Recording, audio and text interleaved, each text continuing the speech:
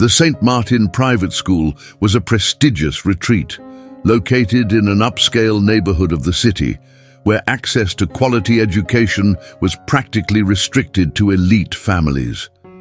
The imposing building, with its light brick walls and well-kept gardens, reflected the status of those who passed through it. In the classrooms, knowledge was treated as a rare treasure, but the invisible barriers of prejudice were also present. Enrique Mendez, a black history teacher, was accustomed to the sophisticated atmosphere of that school. His students respected him for the way he brought the pages of a book to life, as if he were able to transport each of them to antiquity or to the great revolutions of the world.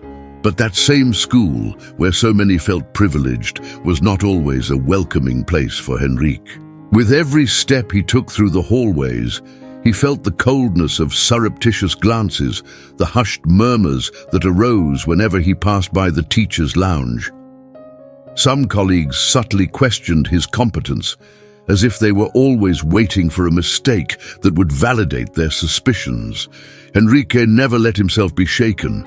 He knew what it meant to be black in an environment where difference was not only physical, but also symbolic. The weight of history was on his shoulders, and he was proud of it. He knew that behind the veiled criticism and suspicious looks was a man who had overcome invisible and physical barriers to get there. Enrique was an example of resilience, and his greatest goal, more than teaching history, was to show his students that regardless of skin color or social class, anyone could achieve success. But often, even the brightest, like him, had to fight to be truly seen. Tension was thick in the air that morning. The school had called a special meeting with the students' parents to discuss issues of behavior and academic performance. Henry knew something was wrong. It was unusual for a parent-teacher conference to have such an alarming tone, but he didn't want to let it interfere with his work. He would go in, do his part, and leave with his head held high. But as soon as he entered the room, the atmosphere was noticeably different. The chairs arranged in a circle were more closely packed than usual, and the parents looked at each other with closed expressions. There was something in the air that Henry could not immediately identify, but that would soon be revealed. He settled in among his classmates, trying to ignore the discomfort that surrounded him. The meeting began with administrative matters, but soon the conversation took a different turn. One of the parents, Mr. Alberto Sampaio, began to question Enrique's teaching methodology. "I'm in favor of inclusion, of course," he said, "but we can't let a mediocre education be imposed on our children." The criticism seemed to be aimed directly at Enrique, but the father covered it with a wry smile. Other parents agreed, claiming that Enrique's style was not up to the standard the school expected of its teachers. "We have to consider the impact that teachers like Enrique have on the discipline of our children," added one mother, Donna Lucia, in an authoritative voice. "Certain behaviors are not appropriate for a school like ours." Enrique felt his heart tighten. He knew the tone of those words. They were not just criticisms of his teaching methods, but an attack on his person. Racism disguised as pedagogical concern struck him in a subtle but painful way. He tried to maintain his composure, but humiliation was taking over his body. His voice cracked as he tried to respond. Each word seemed too heavy to come out of his mouth. The meeting continued, but Henry barely listened. His eyes were blank, his chest tightening with each word that cut through the air. He knew what this meant. They were trying to expel him in a polite and calculated way. Henry stood up, his body shaking with anger and sadness. "I will leave now," he said, his voice cracking but firm. "I hope you find what you are looking for." He walked away without looking back. He felt the weight of the contempt on each of those faces. The pain was unbearable, but he knew he couldn't give up. Not now. Not after everything he had achieved. In the days that followed the meeting, Henry felt as if he were floating in a dense fog, where everything around him seemed to be falling apart. The humiliation of that morning still reverberated in his mind, like an echo that he could not silence. Every time he entered the classroom, he felt observed, judged, as if his presence there was being questioned. Even the students who normally treated him with respect seemed uncertain, as if they did not know how to react to what had happened. The nights, which had previously been moments of recovery and rest, were now filled with insomnia. The weight of indignation kept him awake, his thoughts swirling in an incessant whirlwind. He tried to find some reason for the treatment he had received, but the truth was simple and cruel. His skin color did not fit into that world of appearances and privileges. That morning, when he finally decided to face the pain, Enrique woke up early, but his body didn't follow him. When he tried to get out of bed, he felt a deep tiredness, a weakness he couldn't understand. His muscles were tense, as if he were carrying an invisible burden. The pain in his chest grew, a growing pressure that seemed to consume him from the inside out. He tried to ignore it, believing it was just stress, but as he tried to get up, dizziness took over his body. When he finally managed to drag himself to the couch, the pain became unbearable. The feeling of helplessness was so strong that he finally decided to seek help. At the hospital, the diagnosis was clear: a nervous breakdown caused by psychological stress. Enrique, who had always believed he could handle everything on his own, was now there, at the mercy of something that not even he fully understood. The following days were a blur of doctor's appointments and forced bed rest. Henry could think of nothing else but how helpless he felt in the face of the situation. His internal struggle was immense. As a man who had overcome so many barriers, he now found himself defeated by something he could not touch, but which had destroyed him deeply. As he rested, Henry remembered everything he had done to get there. He knew he couldn't give up, but he also knew that something had to change. He couldn't continue to ignore the damage caused by the silent racism that had always been with him. Enrique's recovery took longer than he had imagined. Weeks passed, and despite medical treatment, the weight of humiliation was still too strong to ignore. Deep down, he knew that the problem was not just physical or emotional stress. There was something deeper, something that had been bottled up for years and that now demanded his attention. The pain he felt was also a consequence of a silent battle that was being fought inside him. The feeling of being constantly devalued, the struggle against daily prejudices, had finally broken his resistance. It was then that, on a rainy afternoon, when Enrique was at home, he felt the need to go to the city center. Something inside him was driving him to revisit his roots, to look for something that would reconnect him with his essence.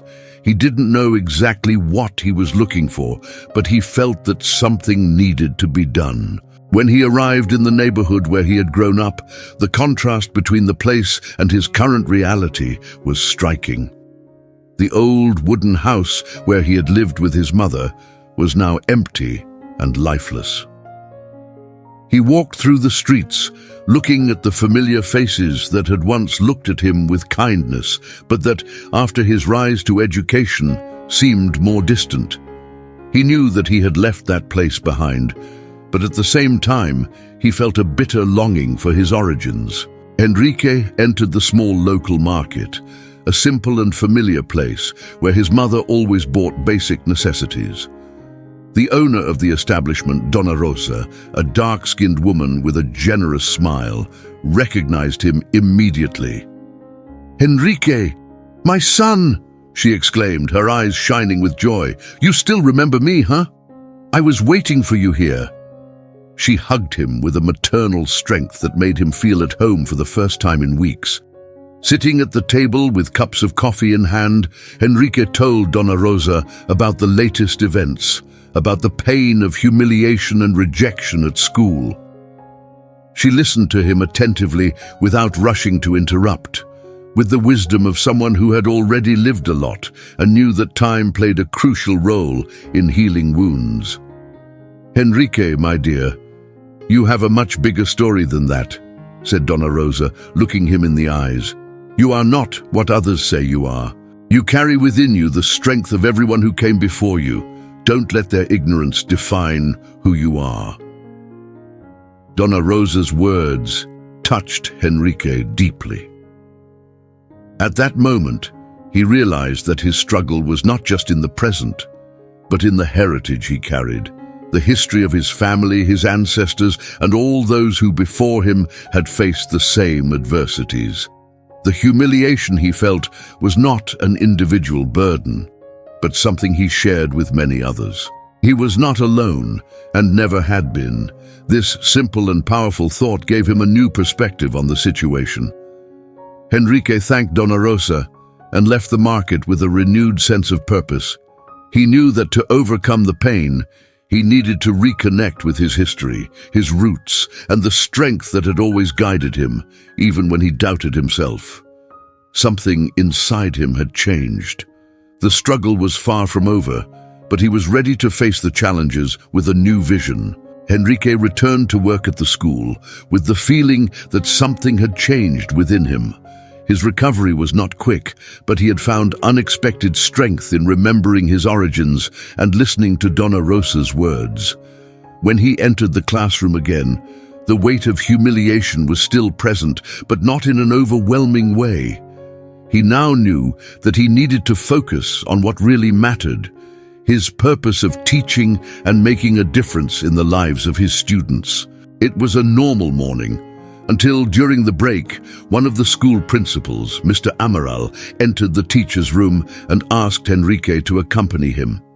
The principal's expression was solemn, something that did not go unnoticed. Henrique followed him with slight apprehension, not knowing exactly what to expect. Upon entering the principal's office, Henrique met Mr. Amaral and an unknown man who appeared to be there on a serious matter. The principal greeted him with a grave gesture, as if he were about to communicate something important. "Henrique, this is Mr. Leandro," the principal began. "He is a lawyer, and he is here to discuss a personal matter that may involve him." Henrique looked at the lawyer, who seemed much more tense than usual. "What's going on?" he asked, trying to hide the nervousness in his voice. The lawyer took a deep breath before speaking. "Henrique," he said, his gaze serious, "there is something you need to know about a recent event. During the investigation of a report of abuse of authority at the school, something was discovered that involves you personally. I don't know how to tell you this, but you have a son." Henrique froze. The news didn't seem to make sense. He looked at the lawyer, then at the director, trying to process what he had just heard. "What do you mean?" "A son," he repeated, as if the phrase were a strange word, with no connection to reality. The lawyer explained more calmly that a former girlfriend of Henrique's, a woman with whom he had had a brief affair many years ago, had given birth to a son. The woman, now deceased, had left documents detailing the existence of the child. The boy's name was Lucas, and according to the information provided, he was now 16 years old. The real revelation, however, was that Lucas was a student at the school where Henrique worked. Henry felt a whirlwind of emotions. First, shock, then confusion. Why had no one told him before? Why hadn't he known about this? The doubt quickly turned into an impulse, a desire to know this lost son, this piece of himself that he had never known existed. The feeling of abandonment and disorientation was followed by an immediate responsibility, a commitment to the future. "I need to find him," Henry said, his voice breaking. "Now, I didn't know, but he needs to know I'm here." The lawyer and the director agreed to help him search for his son. But there were more questions that needed to be answered. What would the impact of this revelation be? And how would Lucas react to finding out that the man he had never met was, in fact, his biological father? These questions loomed large over Henry as he prepared to take the next step in his life, a step that would undoubtedly change everything. Henrique spent the night awake, his mind flooded with conflicting thoughts and emotions. The idea that he had a son, and that this son was a student at his own school, seemed surreal. He couldn't understand how it had all escaped him, how something so significant could have been hidden for so long.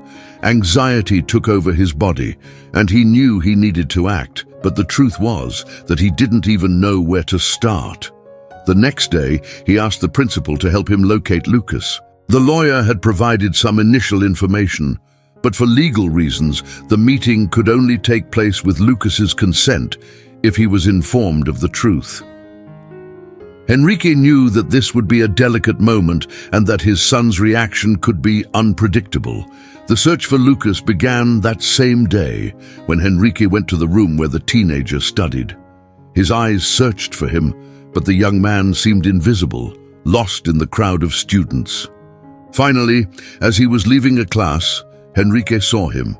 Lucas was with his friends, talking and laughing, completely unaware of what he was about to discover. Henrique felt a mixture of feelings. On one hand, the immense desire to get closer, to introduce himself as the father he never knew. On the other, the fear of being rejected, of not being accepted by someone who had already lived a good part of his life without him. He approached cautiously, calling Lucas by name. The boy looked at him curiously, perhaps intrigued by the unknown man who now stood before him. Henry introduced himself, trying to remain calm, but his voice was shaking. "Lucas, I'm Henry, your father." Lucas's reaction was immediate, but nothing like Henry expected. The boy looked at him with an expression of surprise, almost of disbelief. Those words, spoken so firmly, seemed not to fit Lucas's reality. He looked at the floor, trying to process what he had just heard. "I don't understand," he said, his voice low, full of confusion. Henrique felt a lump in his throat, but he didn't give up. He explained more clearly, saying that he had recently discovered that he was Lucas's father, that he had been separated from his mother when the boy was still very young. There were not enough words to describe the whirlwind of feelings inside him, but he tried to find a balance between giving Lucas the space to understand and at the same time showing him that he was there, that he was not alone. Lucas remained silent for a few minutes, staring at Henrique as if trying to decipher what this meant to him. Then, with a trembling voice, he finally asked, "Why have you never looked for me before? Why have you only appeared now?" Henrique sighed deeply. He didn't know how to explain the complexities of the situation, but more than anything, he knew he needed to be honest. "I didn't know. Your mother, she passed away before I could find out about you. All of this was hidden until now. I never wanted to abandon you. It's just that life took a different turn." Henry's words were true, but they still seemed insufficient to ease Lucas's pain and distrust. The young man fell silent again, but this time something seemed to have changed in his gaze. The anger Henry had imagined, the rejection he had so feared, was not there. Instead, there was a mixture of bewilderment and a small ray of hope.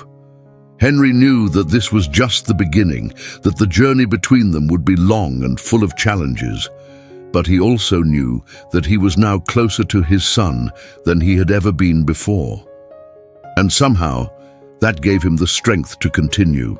The meeting with Lucas was not what Henrique had imagined. In his mind, he had created expectations, visualizing a reunion full of hugs, perhaps even some emotional words. However, the reality was more complex. Lucas was silent, reflecting on what he had just heard, and Henrique respected that. He knew that an interrupted past could not be reconstructed overnight, and that the boy needed time to process everything. In the following days, Henrique tried to approach Lucas in a more discreet way. He started meeting him in the school hallways when the young man was alone or leaving class. He didn't want to force anything, he just wanted to be there. He tried to be open, offering help without demanding answers, without pressuring him. One morning, Lucas approached him after his last class. The boy seemed calmer, less tense, as if he had spent the last few days reflecting on what he had heard. "Can you tell me more about my mother?" Lucas asked directly, without beating around the bush. Henry felt a tightness in his chest. The words were stuck in his throat, but he knew now was the time to speak. "Your mother. She was an incredible woman," he began, his eyes brimming with memories. "I knew her when I was young, but things happened quickly. We grew apart, and then I found out she was pregnant. I didn't know about you until now, Lucas, and that's something I deeply regret. But I'm here now."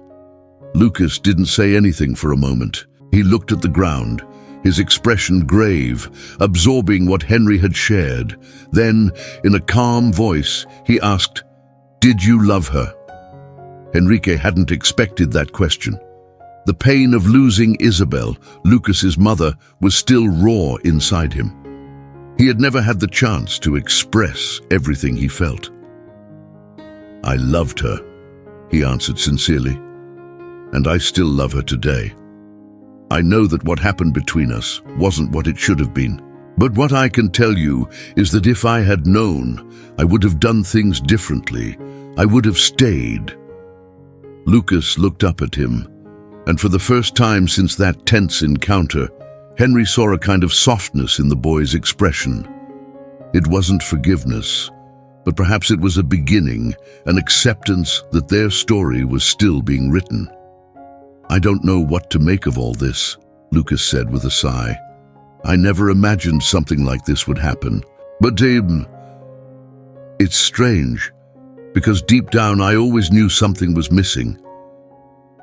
Enrique was silent for a moment. He didn't know what to expect, but this was already a significant step forward. Perhaps, contrary to what he had imagined, the path would not be about sprinting towards a perfect relationship, but about slowly building a bridge between the pasts that had separated them. "I'm not going to force anything, Lucas," Enrique said calmly. "But I'm here. Whenever you need to talk, or if you need something, I'll be by your side. And who knows, with time we'll be able to understand how to move forward together." Lucas looked at him thoughtfully. "I don't promise anything. But if you're willing to give me time, maybe we can try." Enrique felt a small spark of hope. It was the beginning of something new.